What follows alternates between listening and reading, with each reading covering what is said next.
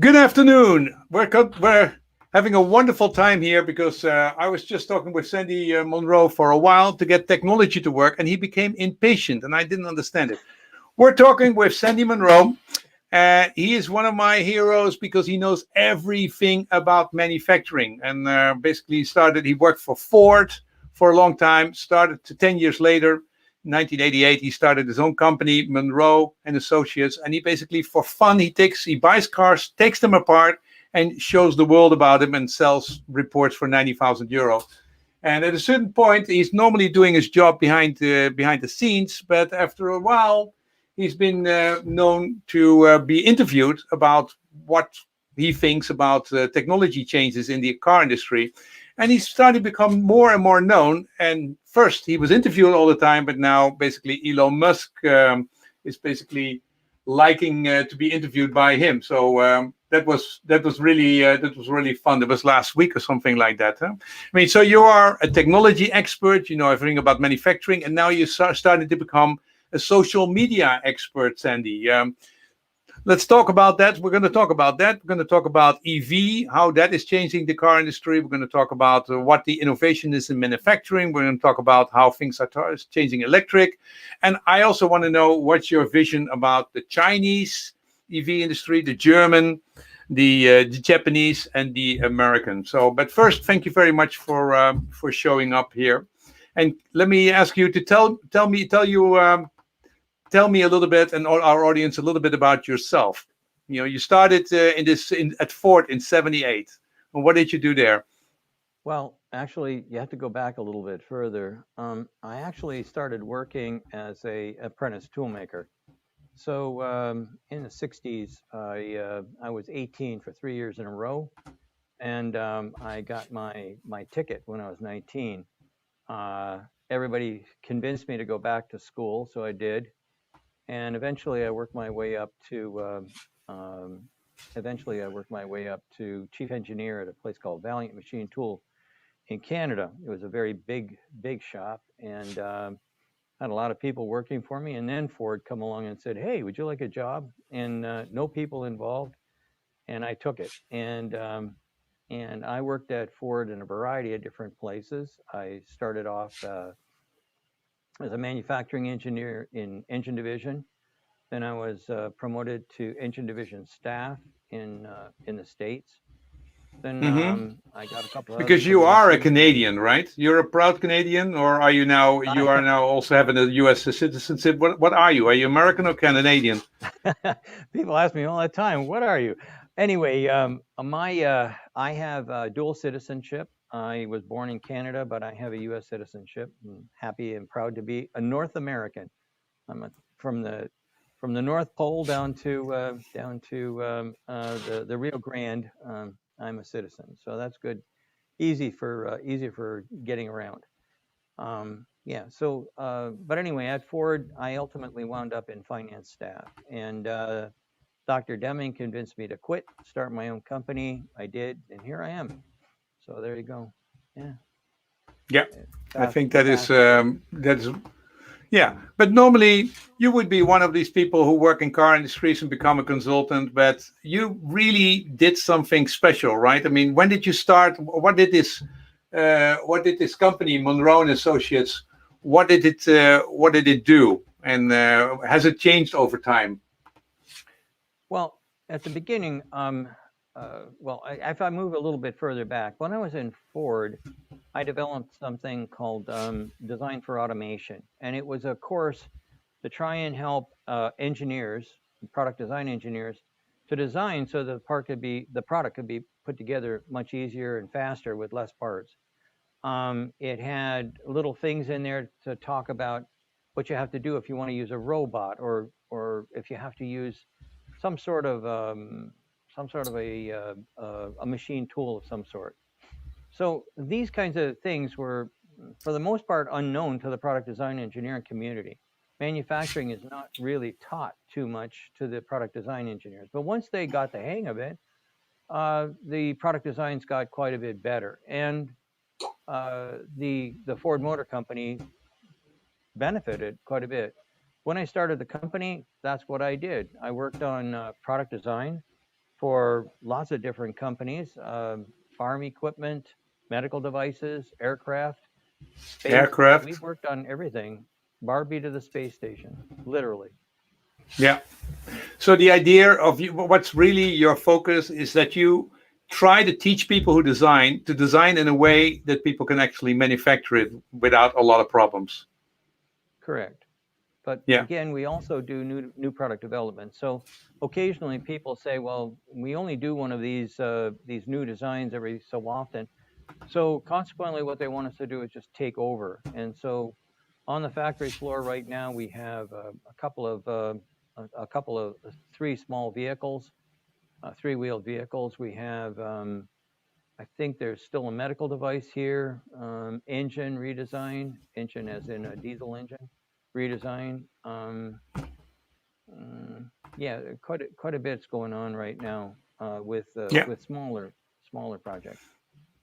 Well, the thing I really was interested in when you started to talk about EVs, and what you do for a living is basically writing reports about, for example, the BMW i3 report, and it's like Yeah. 24,000 pages, and Oh, it's it's in 10. 54,000.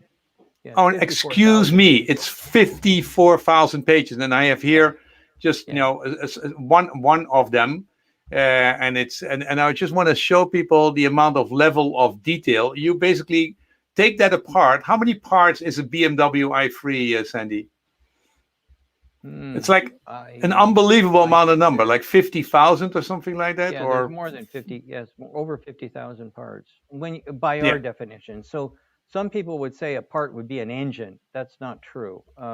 Or a battery. We go down to screws. basically nothing. Each individual component to us is a part. So Yeah, if it's a weldment or a stamping that has welded parts on it, or if it's a casting that has grommets in it, we'll look at everything, every aspect, right down to nothing. And yeah, that's why people hire us is to. So we have two different kinds of versions of business. One is like what we had there with the BMW i3. Those are things we do internally and then sell them to the general public. The bigger part of the company, though, 90% of the company, we do specifically for OEMs and tier ones and twos.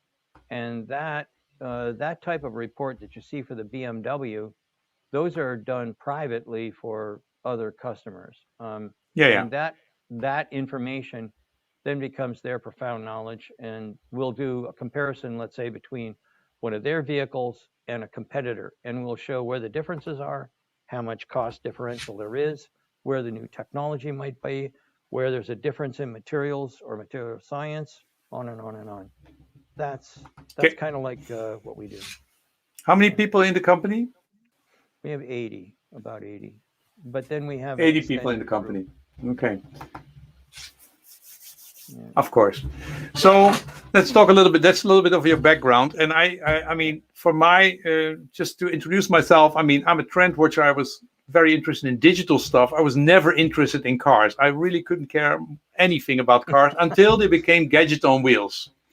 And that basically, that became, of course, in 2011, I bought the first car, and Nissan Leaf, and then I switched to Tesla, and then and now I basically have a Tesla Model X, and now we've had this whole thing going electric. The whole electrification is sort of clear now that everybody is going that direction.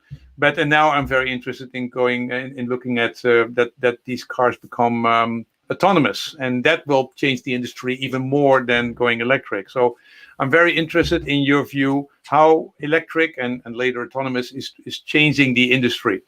If you look at manufacturing an EV car and compared to a normal car, what is the big change? Powertrain, strictly powertrain. So instead of having a gas tank, I've got batteries, and instead of a motor and transmission, I've got sorry, an engine and a transmission. I have a motor and a gearbox. Hmm. So the motor and gearbox is infinitely simpler than infinitely simpler than an engine and a transmission. Normally, a transmission's got at least 8 gears, and and there's quite a few different parts inside of an engine.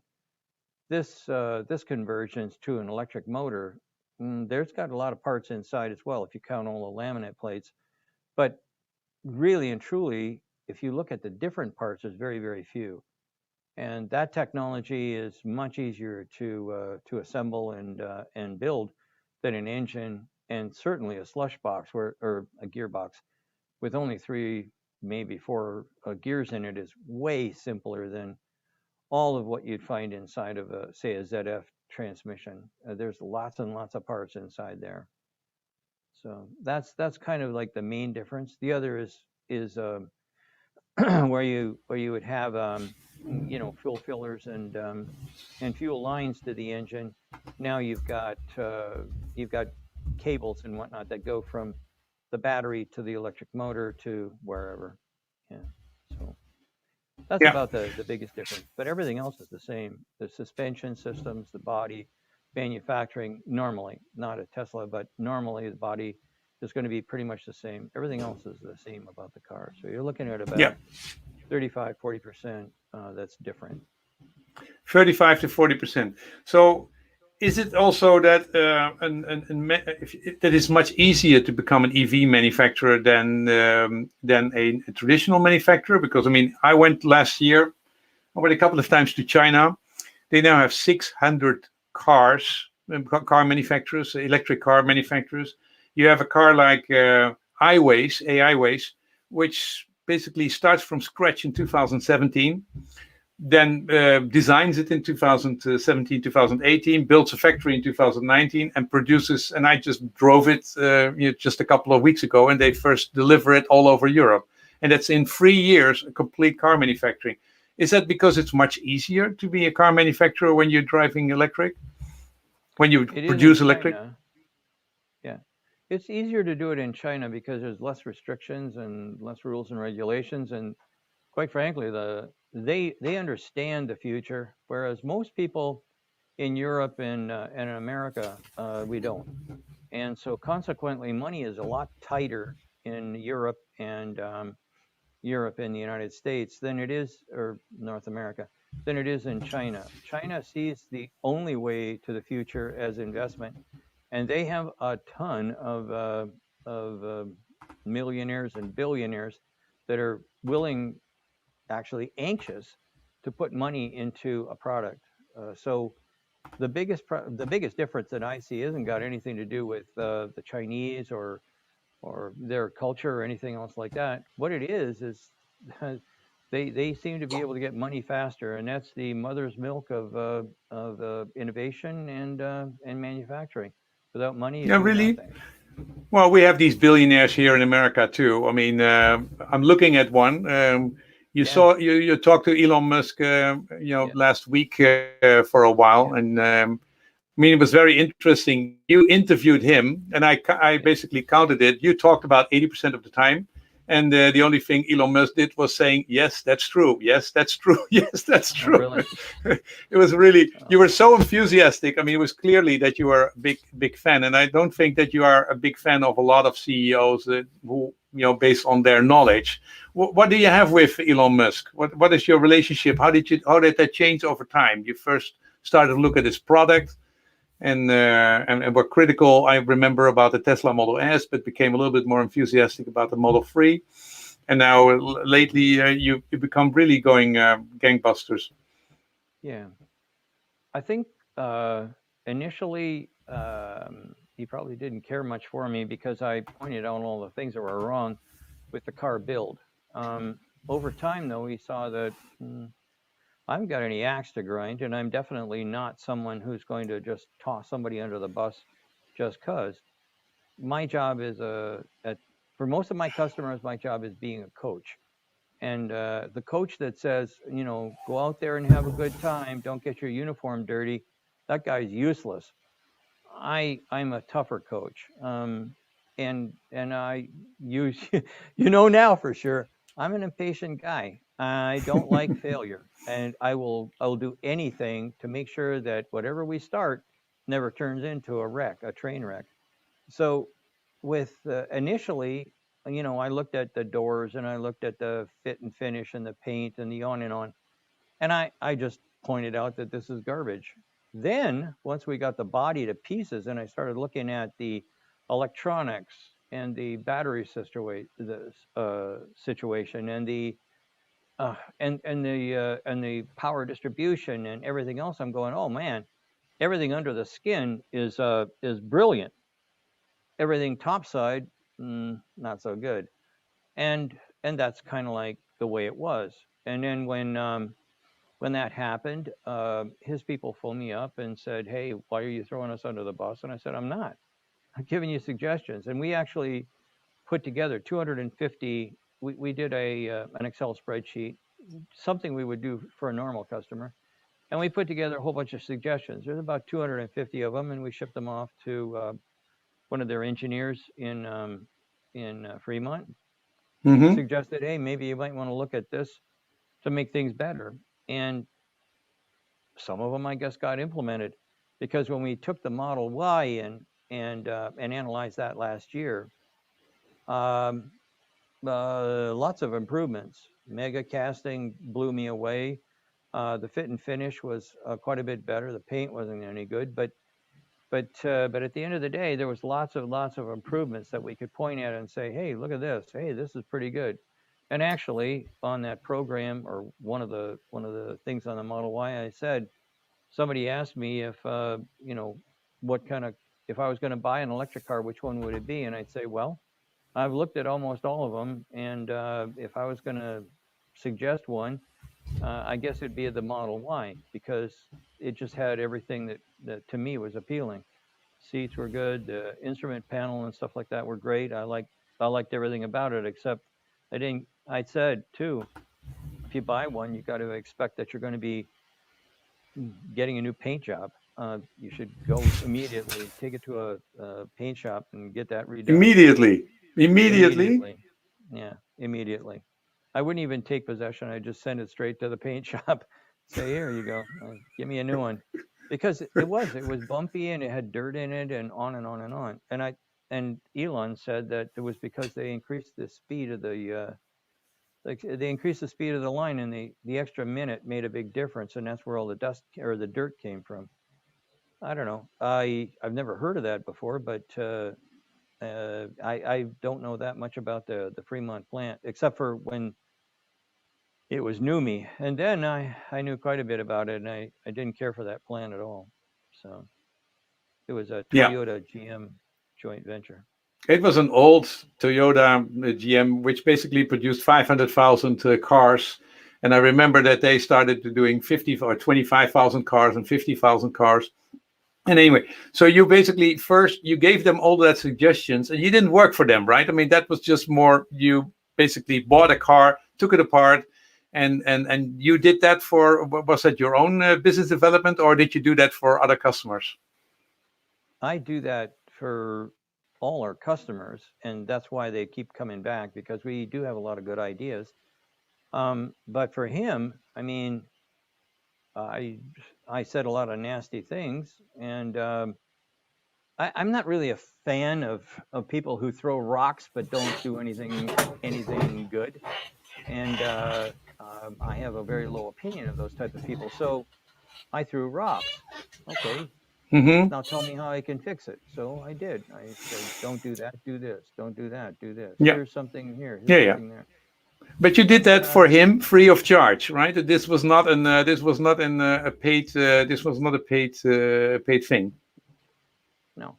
No. We do stuff pro bono. I mean, in fact, we got some guy right here. He's got it's not here now, but he has a license plate holder, and he hasn't got any money, and he certainly couldn't afford us. We're kind of expensive. That's why OEMs and tier ones are mostly our customers.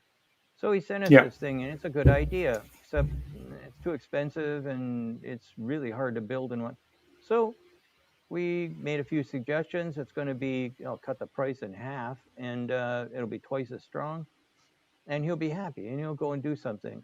If you only take, sooner or later, Sooner or later, you're going to die, and you're going to have to stand in front of God, and He's going to say, "Why didn't you help that guy?" And they go, "Ugh." So we Yeah, you did that. No, but we it went was that way. interesting because also it made you, because everybody started to interview you about Tesla, and then they say you're brilliant underneath, but the basic job of putting a car together is not their thing. That's not what their expertise are. Yeah, How would you say there? Because I mean, I am in Holland, and we have tens of thousands of these cars, and people all say it's wonderful to drive. We really like the car. The quality of the car itself is shitty. That's what, and everybody who's driven an Audi or a BMW or a Mercedes is really saying, I love to drive the car, but my God, it's every day it's painful right. for my eyes compared to the German cars.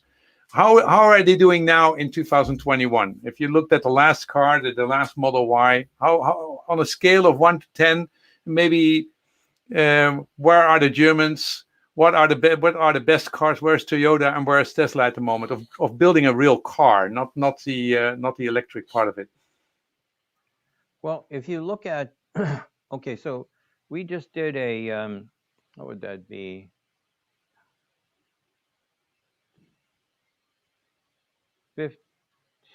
14,000, around 15,000 kilometer trip in 11 days.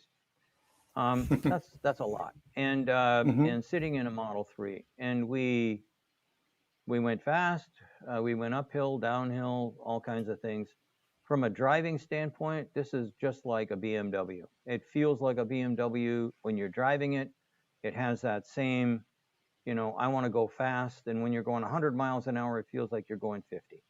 That or sorry, yeah, it feels like you're going 50. So that type of experience. Oh, and the seats are to die for. Can you Seats. imagine being?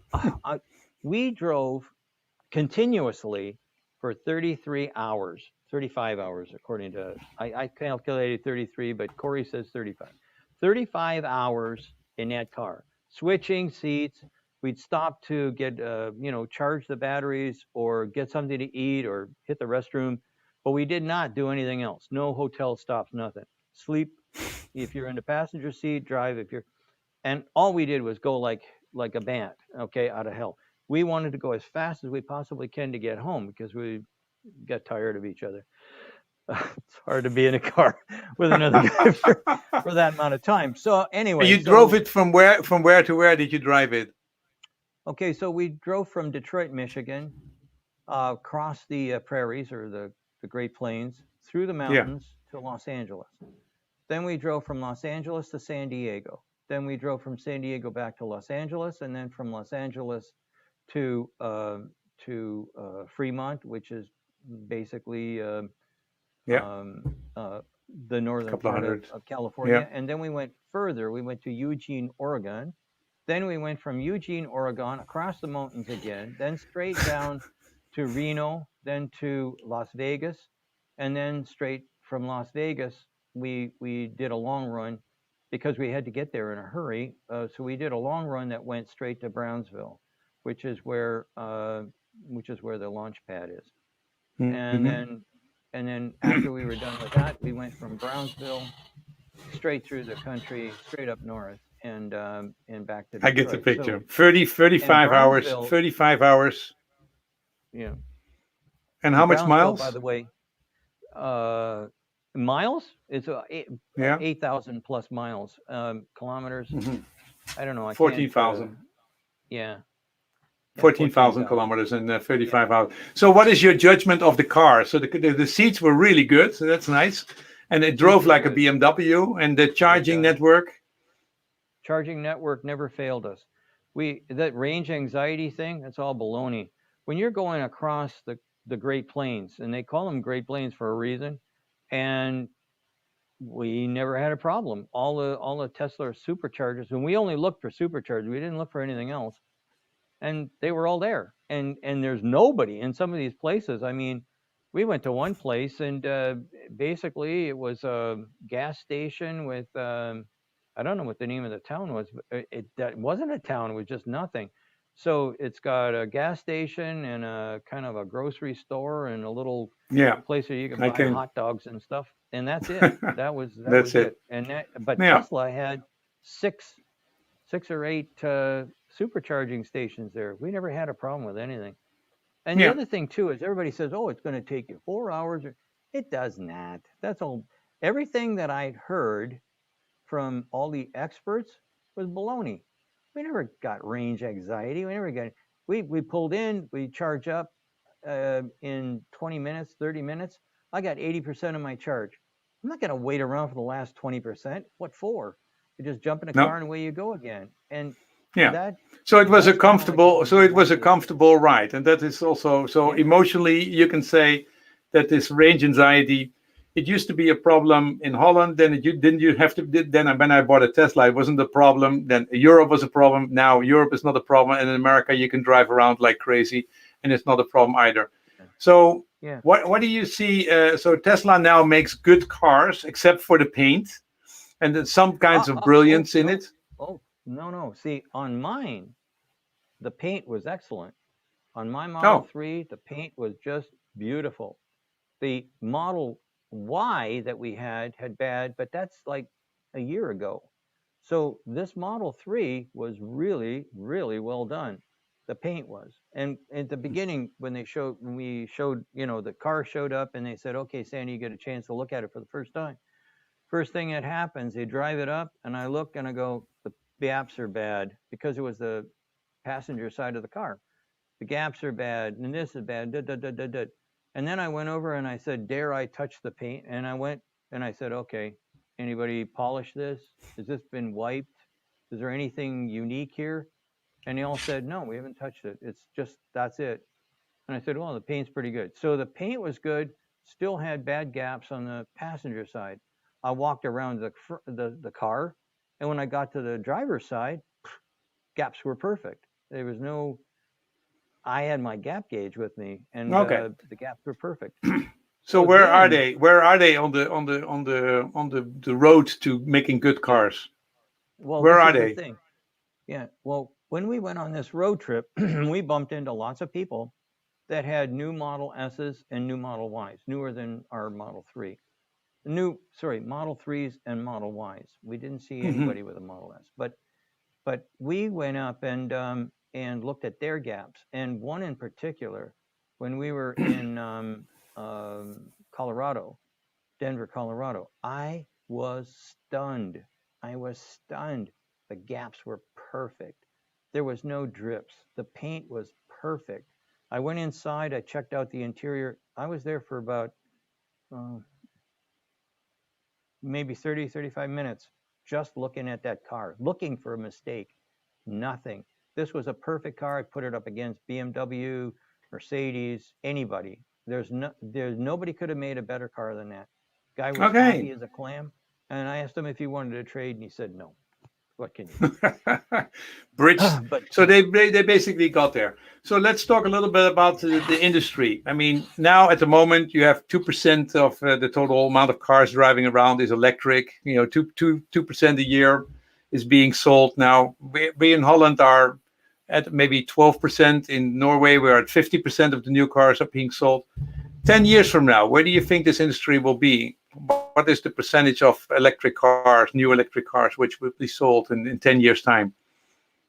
well, I went on a tour in 2019, and I went to Japan, Korea, China, Singapore, Qatar, Norway, and then to Britain and then home.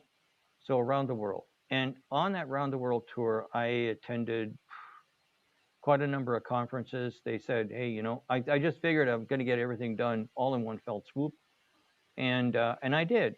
And the two slides that I brought along that were the most controversial were the ones where I made my prediction. And my Hmm. prediction is that by 2030, there will be 50%, more than 50% of the cars will be electric or hybrid. Hmm. Less than 50% um, will be ICE vehicles. And Okay. now I'm moving that back. and I'm saying now that it's probably going to be 2028, something like that, where we hit 50-50. Okay. Yeah, Europe has a Let me goal rephrase of that, 51-49. yeah. In Europe, the goal is now 37% in 2030 of new cars sold, and they're now changing the goals. They're going to make it also 50%. And we in the Netherlands, we are thinking that in 2025 we will be at 50%. So we're a little bit ahead of the curve. But do you see trends that at a certain point when batteries are cheap enough, or the simplicity or other things, when is that tipping point going to happen, and what needs to be done before that happens? I think we're in a tipping point right now. I'm thinking that we're in a watershed time. Right now it's not as obvious, but the general population has changed its mind on electric vehicles. They've decided that they don't necessarily need or want a nice vehicle. Now, the time it takes for them to reach into their wallet may be a little down the road, but I can tell you, after talking to, I don't know, hundreds of people when we were on this trip, people you wouldn't expect. For instance, Yeah. I had a little boy. He's in his name is Eric, and he was in one of my videos. And he came walking up. We're standing there. We're tired, and he comes walking, and we're in the middle of nowhere. And I mean that sincerely. So he comes walking up, and he says, "Hey, are you Sandy Munro?" And I look down, and I'm going, "Yeah." Who are you? But he watched all our videos. He watches all the videos. That kid knows what the future is. And he said, "I want to have a Tesla when I grow up, and I want this and I want that. Can I do this?" He interviewed me about, what the Tesla job. Now, when you got children that age, that's kind of like amazing. But then let's do the flip side. We're in Texas, and we're at a charging station. And a guy drives up in a pickup truck, and this is not a cheap truck. As soon as he drives up, I'm looking at about $100,000 for that pickup truck. Dualies, he's got the works. And he rolls down the window. We had a little sign on the Model 3 we owned, and it said Munro Live. And he rolled down the window and he said, "Are you guys reporters?" And I said, "No." And he said, "Well, what do you think of that electric car of yours? I've been thinking about Tesla." Okay, yak, yak, yak. He says, "You know what? I'm going to go and buy me one." He says, "How old are you?" I said, "I'm 72. "Oh, you're just a whippersnapper." He was 85. This guy's 85. He's made the decision to move to electric. He's sitting on tons of money. Obviously, This guy there's the bellwether. Everybody is looking at a rearview mirror. When I talk to analysts, and I don't do that very often, but when I talk to analysts, they tell me about the past. They give me a long history about the past. I don't care about the past. The past I don't have a rearview mirror at all. All I'm looking at is what are the indications for the future. When people hire us to do, we do due diligence, not the kind where you look at, in 1970, Financials, blah, blah, blah, whatever. Not that kind of stuff. Our stuff is, we look at what that company is doing. We look at where the future is going for them. We look at whether they've got the right people in place and whatnot for the future. People hire us for that kind of stuff. And when they do, and we write our reports, we'll tell them, "Hey, these guys are going to go dead. They're going to go flat. They don't have anything in their future plans. They're going to be stagnant and then slowly lose market share." So let's ask you then. Give me an overview. You've been to China, you've been to Germany, you've been to the USA, and you've been to Japan. If you look at those are the big car industries, and we also have a little bit in Europe, in Spain or in France or Italy. But I mean, if you would say those big blocks, Europe, America, Japan, and China, 10 years from now, when the whole world has moved to electric, and basically, if you're stuck with a gasoline car, you're out of luck. how will those industries do? Who do you see now changing at a rapid speed, and who will come to the finish line? Oh, everybody will get to the finish line. It's just who's going to come in first. So I can tell you, when I was in China, I was supposed to give a speech, and I was supposed to be the keynote speaker. Turned out I was the second speaker. The keynote speaker was Chairman Xi, and they put him up on a big screen. It was, a recording or something like that. So they put him up on the big screen and whatnot, and he talked to the people in that audience, and it was a big audience, a very big audience. And in essence, what he said was, "Hey, no more there's no more free lunch. You guys gotta do what you need to do in order to get into the electrification of China." And he said it's polluted in Beijing. It's polluted in Shanghai periodically. There's kids that are getting asthma and everything. Enough was enough. This has got to change, and you got to change it like right now. It was a tough speech. It was a lot longer than that, but it was a tough speech. And it was tough to follow somebody like that. When I came up, I said, I'm going to be talking about EVs. And these guys were already depressed. They thought they were going to get some big money and stuff like that out of the government, but it's not happening. And the reason it's not happening is because they say this is the right thing to do. And Chairman Xi says, hey, go about your business. Don't ask any money from me, but don't give me any cars that are anything but EVs. And so they have a government mandate. That's gonna make them go faster.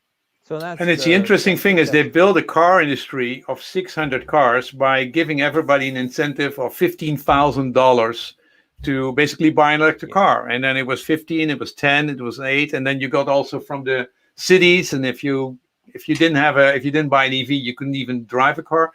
At the moment, all the subsidizing is down to zero. They're now intending to go from 620 cars manufacturers to about 200. 400 just need to leave.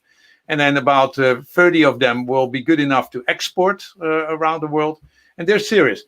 Have you looked at the quality?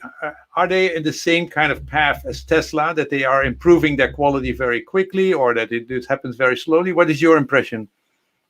Some companies will move much, much faster than Tesla did to have a high quality vehicle. If you look at a Neo, for instance, that car is that's as good as almost anything you could buy in the marketplace. But they are going to have to change, and they're going to have to live with the ramp up to huge volumes. If you look at others, I'm not going to mention names, but I went into one factory, and they showed me what they were making, and I went over and I looked at the car, and everything about it was wrong. Even the color, they couldn't consistently paint. The paint turned from red to orange to who knows what that other color was. It was crap. So anyway, I walked over. I tried the door handle on the passenger side. Now, this is a car that's going to be sold. And I pushed the button. I couldn't open it. And the guy says, we haven't looked at that yet. Please use the driver's side door. And I said, this isn't a car. All these parts have to work. You can't sell this to somebody if the door handles don't work. So I walked around to the other side. I opened up the driver's side door, and the stench from the plastic that they use hit me like I couldn't believe it. I started gagging. I said, what in the world did you do here? What kind of plastic did you use in this thing? The outgassing is like miserable. You could actually write on the inside of the windshield, you could write your name on the outgassing that went all over the inside of that. Oh my God, so you've got a dichotomy, unbelievably bad and world class. So the shakeout is going to happen rather quickly. Like, I know that there was 600 vehicle manufacturers sometime in 2018 or 19, but a significant number of them have already gone by the wayside. And I believe that they'll probably wind up with about 110, maybe 110 tops. And then that'll filter down to maybe 25 or 30, maybe, because they'll just go out of business. Now they have different industry too. So that Yeah. other industry that they've got, the farm industry, the light trucks and stuff like that, that industry, I don't even classify those as cars. They are like motorized rickshaws or Hmm. electric gravel haulers or something, but they aren't. It's not like what I would classify as a car or a real truck. But No, but I mean, I you think can about see 100% they the are same. going to be Darwinistic about it, right? I mean, Yeah, a lot of them will just die and go away, and some of them yeah, will survive. So it's interesting what you say about the Neo. That iWays car I saw was really made with lots of the Germans. So they are already the biggest car manufacturing, the biggest car market of the world, and right. they are really serious, as you say. They were very serious about EV. Will Yeah. they, in 10 years, will they know how to build good cars? Oh, they've got cars right now that they can build that are excellent. I've already seen plenty examples of that. They're as Yeah. good as anybody. Whether they want to export them or not is their business. But yeah, there's plenty of them that can hit the marketplace running. Okay. So it's 50% of the EV market at the moment, and that will grow. What about the Germans? If you look at all the 600,000 people which work in the German car industry, how Yeah. fast are they really changing? I believe that VW. If I look at all of the different car companies that are out there, if I see any one of them that looks like they're probably gonna be the winners, it's going to be VW. VW is they're doing a good job, and I think it's because Serious they had job. the a serious job. They have the luxury of adversity. So the diesel issue really gave them a black eye. And somebody who's really clever said, hey, you know what? We got to turn this around and it's got to be really quickly. So we're going to go from the worst polluter to the most eco-friendly. And so they put lots of teams onto electric motors, batteries, blah blah, whatever they needed, and they forged ahead. And when I say Volkswagen, I'm not just meaning Volkswagen. I mean Audi, Porsche, whatever. All these Everybody. all these guys are pushing real hard in a good direction. They're serious, and they've been serious now for about 3 or 4 years. Yeah. Other car companies have made a stab at it. BMW could have been in the lead. Okay, so sometimes maybe I have the wrong impression, but what is your opinion of the BMW i3 from a styling standpoint? Yeah, well, if you ask me, I don't give a shit. I thought it was a really nice car to drive, and I thought it was very innovative. But everybody else I talk to has any kind of opinion on stylish cars. I talked to the designer also, but they think it's horrible. They think it's not very nice. So Yeah, they changed the car and they changed the way they designed it, and it was an experiment. They built a whole new factory, and it was carbon. It was very innovative, and they didn't go through with it. And it was, in terms of design, there's very few people who like it, but there's a lot of people who drive it and who think it's a wonderful car to drive.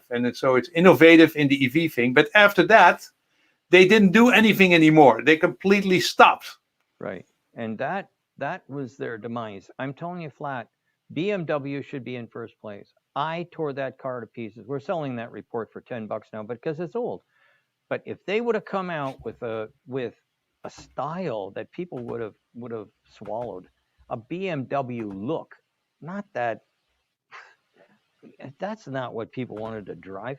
If they would have come out with the exquisite vehicles that I know that they can produce, because Mhm. BMW was my customer for a long time. When I don't want to get into it, but anyway, they were a customer from. I know what those guys can do, and the BMW i3, from a technology standpoint, from a build quality standpoint, from Yeah, it was an amazing car. electrification, I was so thrilled. But who's going to buy that? Who?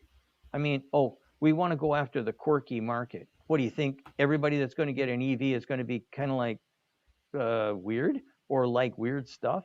That's us wrong. That's a whoever in marketing said that's just wrong. If they would Yeah. have come out with a real BMW, a real BMW, a really good looking BMW, that car would have sold like hotcakes.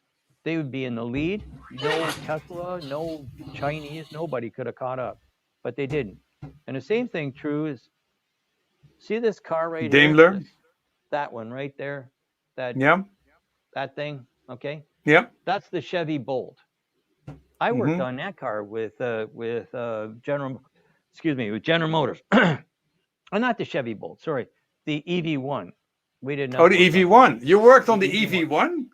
Yes, actually, Oh, that's one of the posters, and then up here is a picture of that long picture here. That's got, I'm in that picture somewhere, and two of our other guys are in there as well. it is a fantastic looking car, and it really, Yeah. I haven't not driven it, but it was fantastic. It was way ahead of its time. Right. And it was wicked fast. It went so quick, I couldn't believe it. It was the fastest car I'd ever driven in my life, ever. And I had race cars and stuff. I loved that thing. I would have bought one, but they wouldn't sell them. They only leased them. And they didn't. So you go anywhere else you except worked for at California. General Motors. Were you part of the team, or were you an external contractor? We were external contractor, but we were the coaches. If you read the book, called "Who Killed EV1" or Electric something car. like that, Yeah. we were the consultants that forced everyone to hit their numbers. They won't mention our name because maybe they'd be afraid of getting sued or something. But they didn't mention our name. But I can guarantee you, we were the guys. Okay. And we had everybody at Munro worked on that car. Everybody. So We you know exactly what that car cost to make. How much did that car at that time cost to put an EV1 together? Was it 100,000? Was it $150,000? No, I mean, no, what? No. It hit every target except one, range. We hit the cost targets, we hit the weight targets, we hit every target except for range. And the reason for that was because we weren't allowed to use, initially, nickel metal hydrate batteries. We had to use these stupid lead acid batteries. Once we, well, anyway. But the second one, there was a second version which you were allowed to use those things. But how much was it to put a thing like that together in those days, the EV1? You know what? I cannot remember that. All I remember was that the lease would pay off the car in 3.5 years. Oh, that's what I remember. But that's a long time ago. And why, from your perspective, why did GM, after they were able to convince the Californian Senate to drop all these demands on the range, why did they kill the whole thing? Wall Street. Wall Street? What? You got to remember that what Wall Street wanted was profitability, and they didn't see an electric car as a profitable vehicle. They didn't want that at all. What they wanted was more big trucks, and so consequently, when Bob Stempel got, well, first Lloyd Royce got fired, then Bob Stempel got fired, and they put in place what's his name, Jack Smith. Bob Stempel was a genius, absolutely a brilliant guy. Lloyd Royce didn't deserve the treatment he got. He put a lot of money in, he put a lot of time into that car company, and he'd made him a lot of money. And to have him ousted like that was just wrong. But that was the board's decision, and the board is basically Wall Street and on and on. Shortly after that, of course, then they brought Ignacio Lopez, the biggest.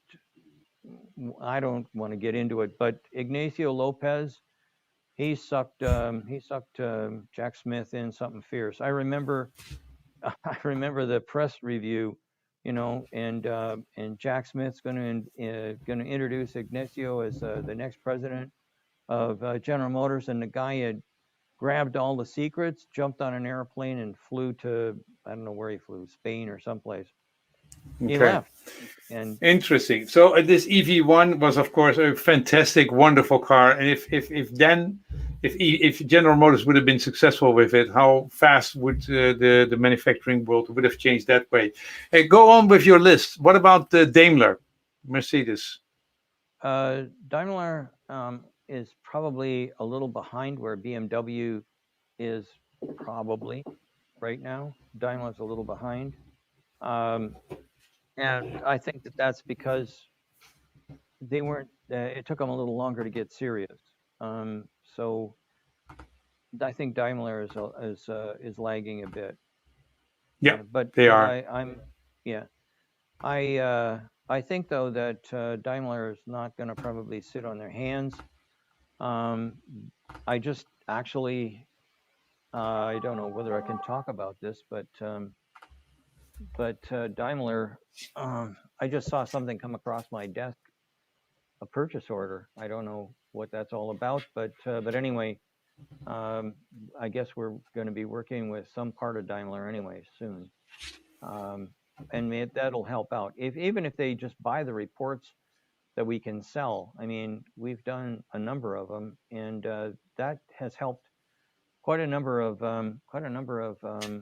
the people that are in EVs. It's helped them catch up or jump ahead. Like we've sold those reports on the Model 3, the Model Y, the Bolt, and on and on and on. We sold those things to pretty much every car company in the Far East. A few of the car companies that are in the lead in Europe, and Chrysler here in the U.S. And nobody from Ford and Chrysler. So let's talk about the car. No, Chrysler, yes. Chrysler, yes. Ford and GM, no. Yeah. So let's talk about the car manufacturing, the OEMs in America. What are the chances of GM and Ford and Chrysler to make? Okay, well, they're lagging behind pretty much everyone else. New product development here kind of like took a hiatus during the COVID times, and that's really slowed them down a bit. It's hard to say where they are. I know that I just saw the new Cadillac. It looks nice. It's their new electric vehicle.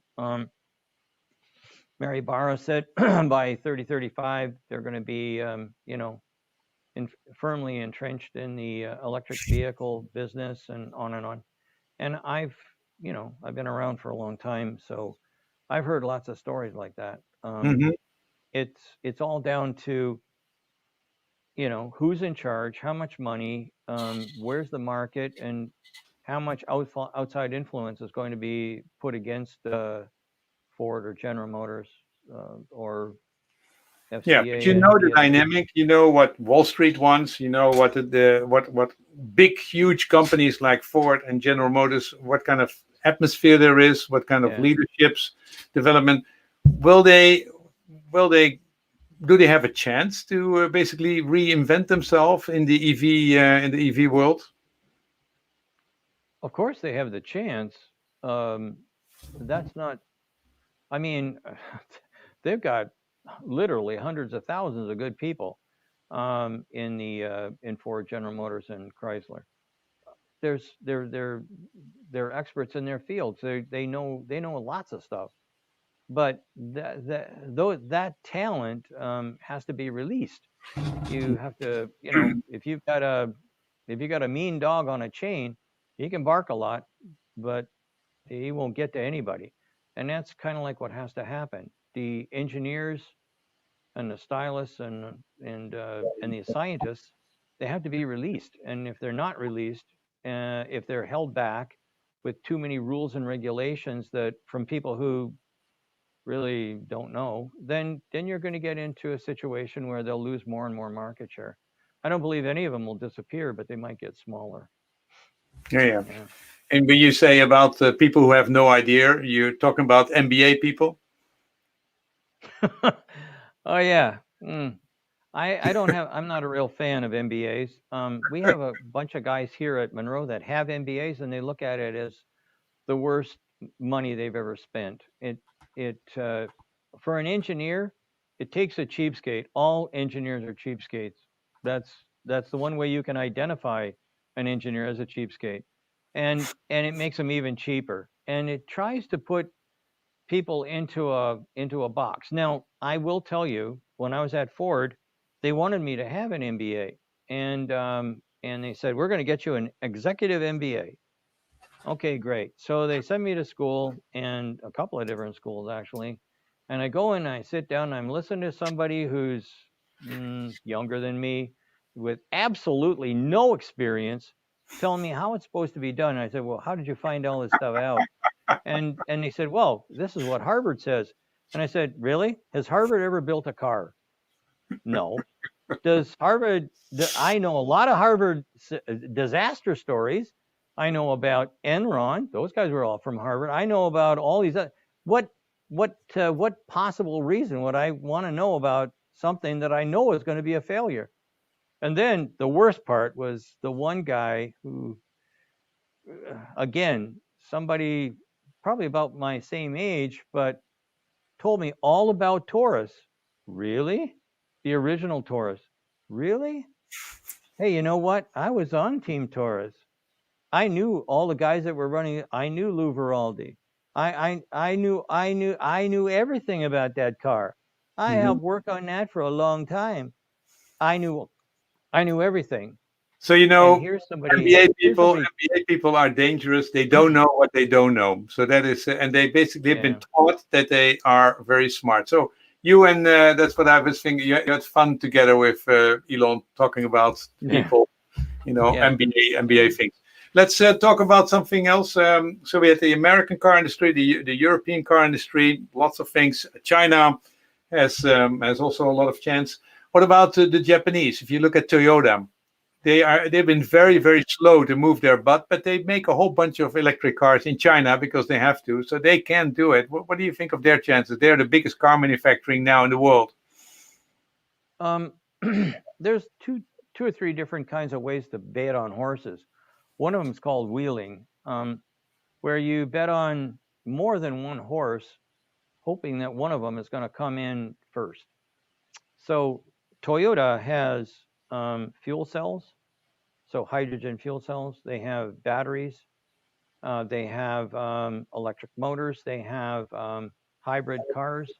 They have a lot of things that they're working on, and they're the ones who basically funded the guys with cold fusion.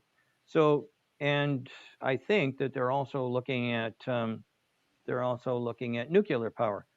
They're looking at things in a totally different way than everybody else. They're looking at a broad spectrum of power to get from point A to point B. And I believe that they will probably be advanced of everybody else, because in some cases it's better to have a fuel cell. And like, for instance, vertical takeoff machines, the VTOLs, those are something that will replace cars in the not too distant future. Those really don't want to have a battery. It's too heavy. They have to have a battery anyway. You have to light off the fuel cell with a battery. And we've worked for Ballard and International Fuel Cell and a lot of other companies. You have to have something to light the battery off, but hydrogen bottles are going to be easier to pop in, and they'll be lighter than what the batteries will. So with airplanes, light is good. So I want to have that aspect if I want for hydrogen to be in these VTOLs. So that type of an industry will be happy to get a hold of what Toyota's got, because the best we could ever do when I was with Ballard was 0.8 volts per cell, but the Toyota fuel cell runs at about 1.3. That's amazing. I don't know how it works, but we couldn't get anybody to fund us to analyze the Mirai. Nobody wanted to do it, but that fuel cell has magic in it, and I really wish we could have dove into it, but no one would fund us. So if any of the people out there have a desire to get into fuel cells, let us know. We'd be happy to buy a Mirai and start ripping it to shreds to find out what that magic ingredient is. That project is about $2 million or something like that, to rip a car apart and to make these kinds of reports which you just showed me. Well, The BMW cost us $2 million, and we didn't make any money on that. So we do it a little different now.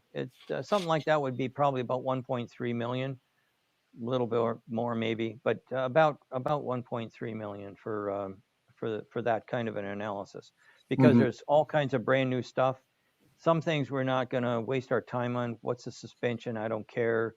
What do the seats look like? Who cares? All that stuff, I just forget about it and just focus my attentions on the powertrain. How does this all work? And that return information based on what we know about fuel cells should help somebody to get into fuel cell manufacture. Well, the Chinese are extremely serious about the next wave of subsidizing in China is now fuel cells, because they say that the governments are subsidizing it in the US, they're subsidizing it in Europe. It's going to be important. Do you think that by itself, hydrogen and fuel cells are going to be an important part of the mix in the future? Yes, I do. And I believe that probably what we'll do is we'll move from pure hydrogen to, who knows, maybe natural gas or something like that, where we can use something HBT, like hydrogen burn technology. So I can take the hydrogen out, but then I'm stuck with some additives that I really don't want. But I'm sure that we can figure out some use for those extra ingredients. But hydrogen is semi-expensive to manufacture. But I will tell you, I don't know who they are, but I saw a process when I was in Australia. These guys were taking hydrogen that they were somehow manufacturing, and somehow they stuck it in what looked like a brick that you'd make a house out of. The hydrogen is stuck inside. Now they can be shipped. They don't blow up. They don't. Well, we have plenty. I mean, Sandy, we have plenty of those kinds of things. We can basically take hydrogen and make little plastic, little plastic droplets from it, and it just, or we can make fuel out of it, and we have had lots of that kind of stuff. But the whole thing is, if you go from electricity to hydrogen, you lose about 50%, and if you then go back with a fuel cell, you lose another 50%. So you lose 75% in the process. Why? I mean, you've seen how batteries are increasing in terms of cost and energy and efficiency. Decreasing. Yeah, they become way cheaper and much more kilowatt hour per kilo, and they become much better. Right. Why do you think that we need hydrogen for, especially in the mobility world? Simply because batteries are still heavy. Now, when we get to solid state batteries, maybe there'd be a trade-off.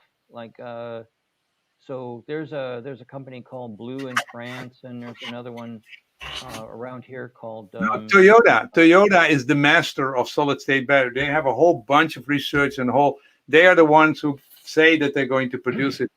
But so, I mean, we have the batteries going fast. They're going fast down in price, and they're being up in terms of energy per kilowatt hour. So why do you think that this whole hydrogen, which is totally inefficient, totally new, we have to reinvent everything, but it is very inefficient to start with, why does it have a chance in the whole mix? Simply because batteries can't do everything I want them to do. It's just physics. I just can't do certain things with batteries and electric motors. I have to have something different that'll be lighter. And lighter, okay, if I have to have it lighter, I guess I'm going to have to look at a different propulsion method.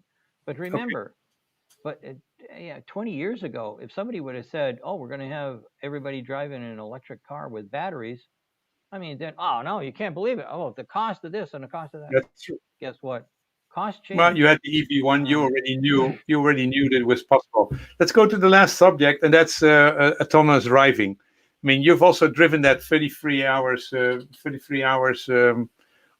this big trip. How much of it did you use autopilot? I would say about 85, 90%.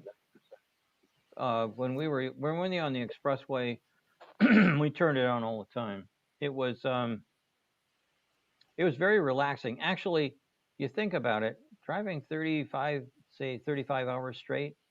How do you do that? How do you do that? Well, one of the main ways is if the car is driving itself, you have a chance to look around. You can look out the window and you can see things, and it it's not as taxing as if you're hanging onto the steering wheel and trying to keep between the lines. I didn't have to do that. Corey didn't have to do it. We just depended on the car. And Yeah. initially, I'll tell you flat, I had my doubts, as they say in Scotland. But at the end of the day, it just became better and better and better and better. We were delighted with the way things went.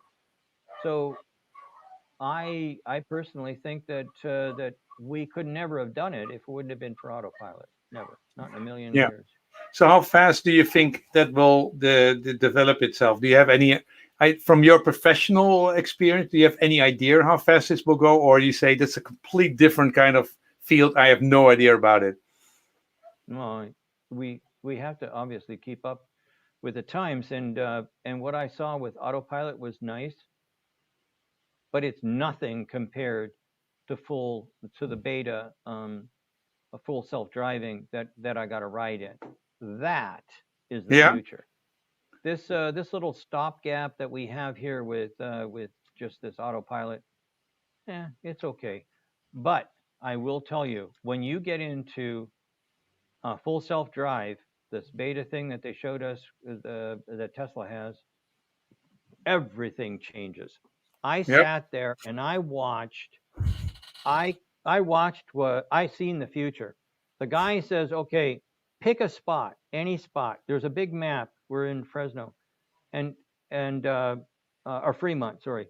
And he says, pick a spot and we'll go there.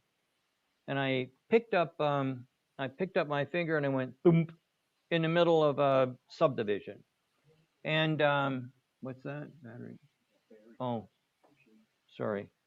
Yeah. So anyway, I just went clunk in the middle of a subdivision. I said, well, let's go there. And he goes, fine. Boop. Like that, we take off. And it's quick, but it's not reckless. And it goes around and it pulls out to there's in front of us is a 1, 2, 3, 4, 8 lanes of traffic, 4 in each direction. It pulls out, it looks around, boom, and we're making a left-hand turn.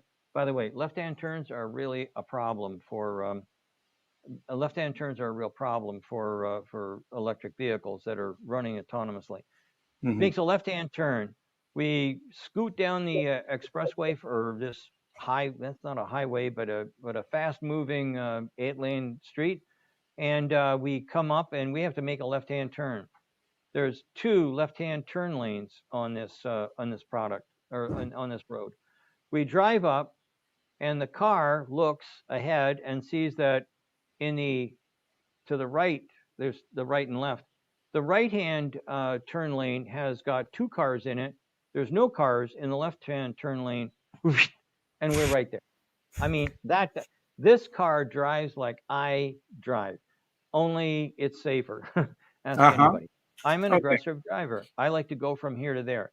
That thing plotted it. I mean, it shows you bike lanes. The difference between a bike lane and and an ordinary lane.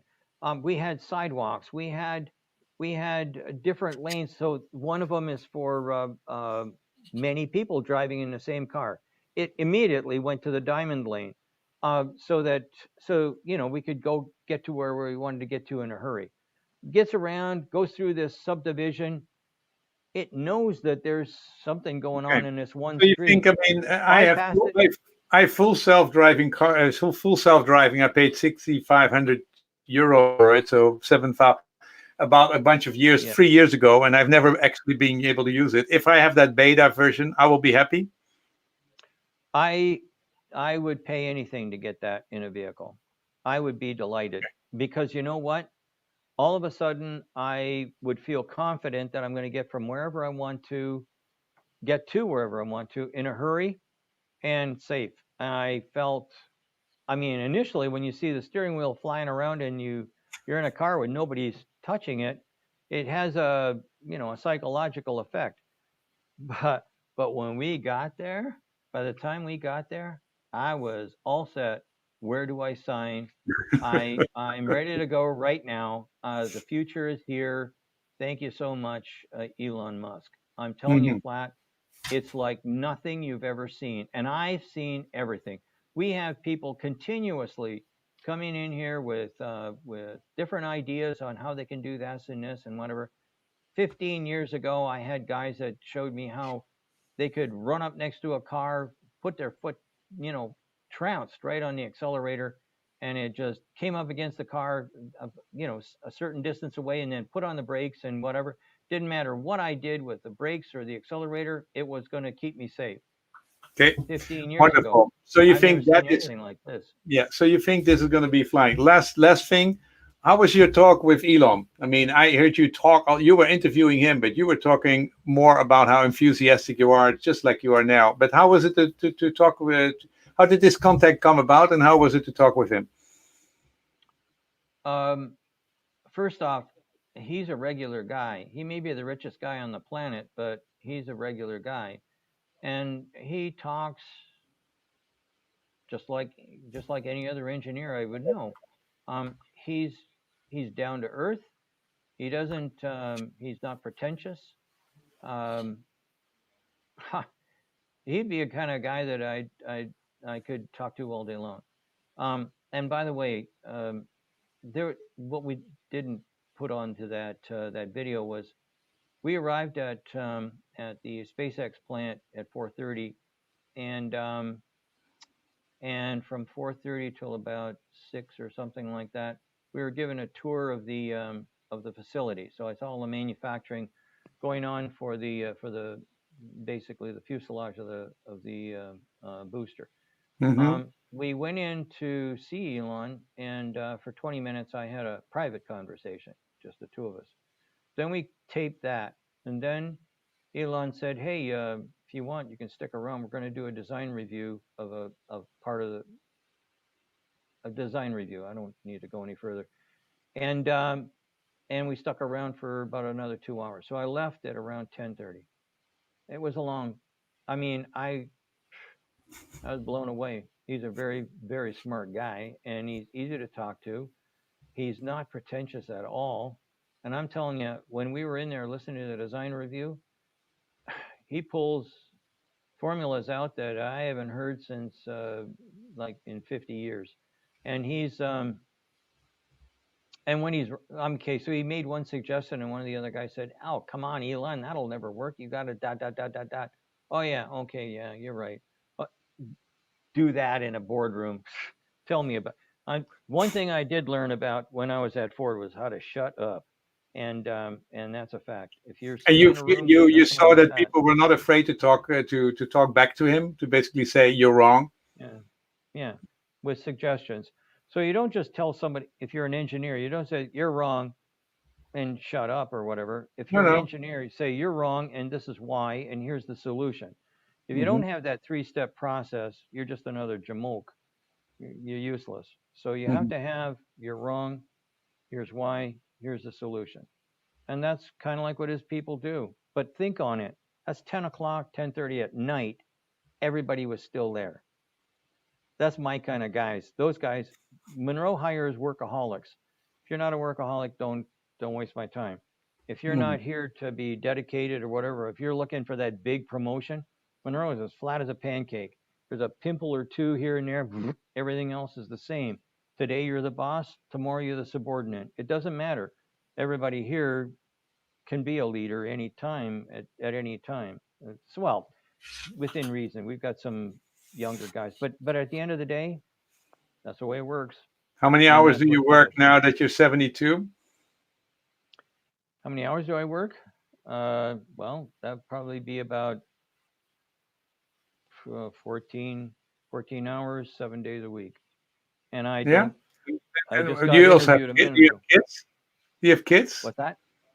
Do Yeah, I you have a have kids? son. Do you have a partner? Yeah, I have a wife, and guess what?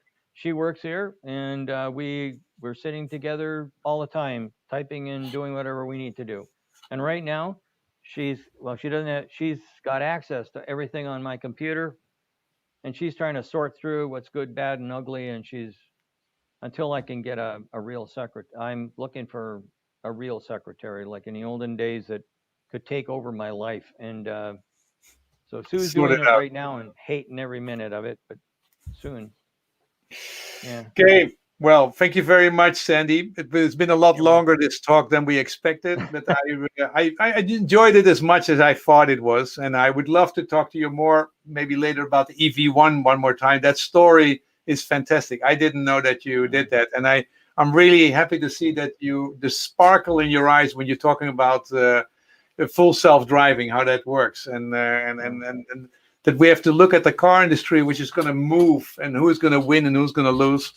I hope that somebody will watch this movie and pay him, to basically take that Toyota apart, because I think that is something which absolutely needs to be done. Cell. Yeah. Yeah, and I'll talk to a couple of Chinese manufacturers which I met, because I mean they're the kind of guys who really want to get into fuel cells, and because because Xi said they should do that, so they're all doing that. So that probably is your best bet. But I want to thank you very much for your time, Sandy, and for your patience to get all the technology to work. You were so patient. You were so relaxed. Yeah. You were not screaming at anybody. But I really enjoyed talking to you. Thanks for your time. Okay. Well, thank you. Thank you for being patient. You're the real patient guy, not me. Yeah. So I anyway, am patient with technology. Thank you very much. Yeah.